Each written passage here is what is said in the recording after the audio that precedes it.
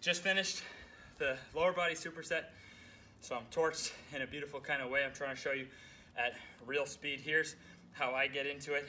I'm gonna need my notes because brain's fried after that. So I just walk over. First thing I do is I control it all the way down. Honestly, this is one of the most beautiful joys, is just being able to experience no knee pain.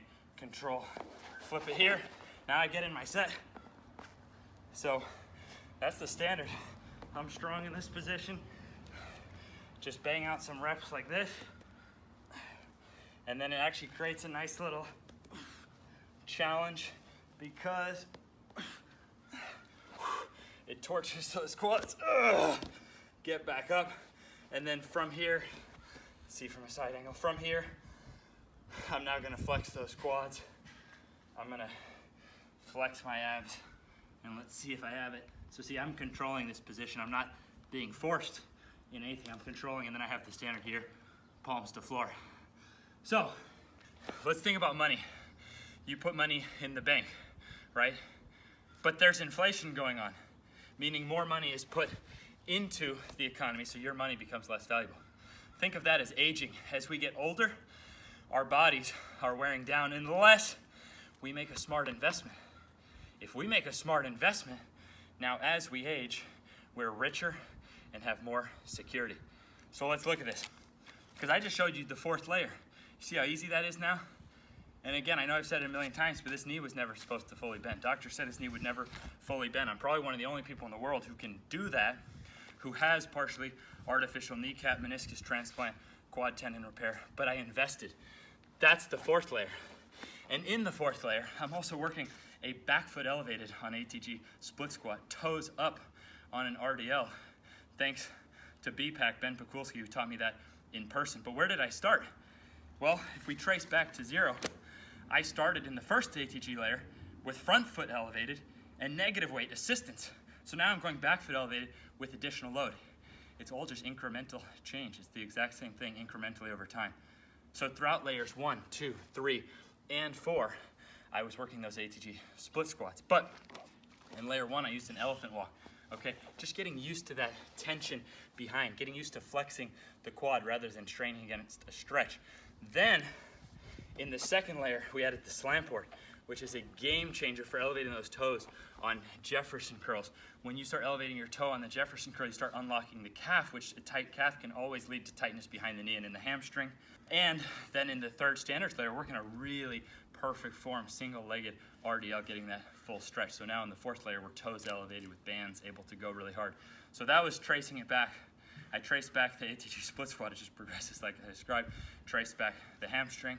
And then also in addition, for that real like quad stretch in zero, we were just holding a couch stretch. Then in dense, we're moving in and out of that couch stretch with the couch lunge pulse. Then in standards, we had 4 levels to that human knee extension. So now you see me walk in. That was my mobility series right there. That's what I'm talking about, investment. This is what happens. This is how the rich get richer. You can apply the same thing with your body. I spent quite literally like 60 seconds or less to maintain qualities that took a long time to build. So it doesn't take me more training time as time goes. It takes me less, and I get even richer because now, unlike just holding a stretch, glutes locked, I'm getting even strong. Every time I do this is even more money in the bank, making me even richer. So, what has that done for me? Well, entered my 20s, 3 surgical knee alterations, had never grabbed a basketball rim, even though that was my lifetime goal. Literally, I don't know if he could touch the rim with his fingertips with no basketball or anything else. Now I'm turning 30 this summer, and I've basically doubled how high I can jump, but now I have a much more important goal. I want to dunk with my son. He's 0. So I have to be such a good trainer to get him to dunk, which genetically he's not going to be able to naturally. And I need to still be dunking when I'm nearing 50 years old. So this legitimately gives me a chance to be dunking when I'm 50. That's what it's done for me. But what the heck does that have to do with Tom Platz? Tom Platz could do both of those standards. So Tom proves that he has some of the most muscular and strongest legs ever. Okay, and maybe he wasn't in an explosion sport like Olympic weightlifting, but Dmitry Klokov was.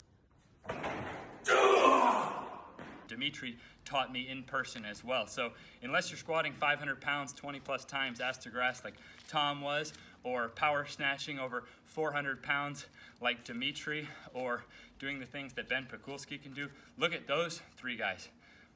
That's truth. They're not talking with opinions, they're proving it with their bodies. You do not have to be flexible. You don't have to be flexible. It just gives you more access to your body. It gives you more access to sculpt what you want to sculpt, whether you're a skinny basketball player like me or you want to be a bodybuilder. It just gives you more access. So why do I have to be talking about this? Because I was recently looking and saw an article written by a guy half Tom Platz's age, using Tom Platz's picture to discourage you from ability. He's half Tom Platz's age, already with admitted knee problems. Meanwhile, Tom Platz is in his 60s teaching ass to grass squat courses. He still has these things. Tom is living proof of his investment. And this writer, with no results, actually with poor results and bad knees, is using Tom's picture because he knows that most of us don't know about Tom Platz, don't know about the people that we need to know about. So yeah, I'm pissed off for Tom's sake because everything I do, have you looked? What's my business name? Athletic Truth Group. My name's not in my business. Ben Patrick's not in my business. Knees Over Toes Guy is not in my business name. It's Athletic Truth Group because Athletic Truth Group is not about me. I'm just one case, but Tom is a case. Dimitri is a case. Ben Pakulski is a case. Kador Ziani is a case. Stefan Holm is a case. Remember, I was told, oh, don't squat all the way down. That's not what a jump looks like. Oh, wait a second. The best all the way down squatters were the best jumpers in history, arguably. Stefan Holm, 5'11", Olympic gold medalist, best ass to grass squatter of his peers in high jump, where most people think you shouldn't. He's the Iron Man of high jump, won a gold medal. I couldn't even grab rim and was listening to people's opinions telling me not to go all the way down. Kador Ziani, arguably the highest jumper ever in dunking, easily the best full knee bender in known dunking history. And again, I was listening to people's opinions who didn't have their results, listening to them. The whole point is this.